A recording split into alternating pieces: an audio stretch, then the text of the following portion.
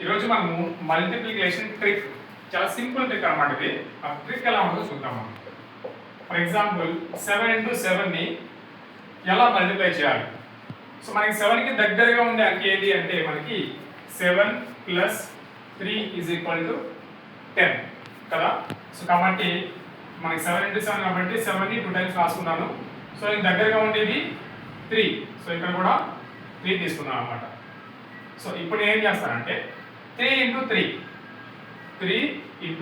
3 is equal to ఎంత అవుతుంది, 9 అవుతుంది. సో ఈ 9 ఇక్కడ రాశాను.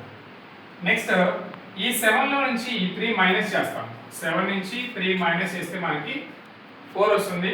ఆ 4 నేను ఇక్కడ రాస్తాను. సో మనకి ఈ విధంగా సింపుల్గా చాలా ఈజీగా 7 ఇంటూ 7 అనేది 49 ఈజీగా వస్తుంది అనమాట. ఇలాగా 1 డిజిటే కాదు, నెంబర్ ఆఫ్ డిజిట్స్ ఎక్కువ ఉన్నప్పుడు కూడా ఈజీగా ఈ ట్రిక్ యూజ్ చేసి మల్టిప్లికేషన్ చేయొచ్చు. Thank you.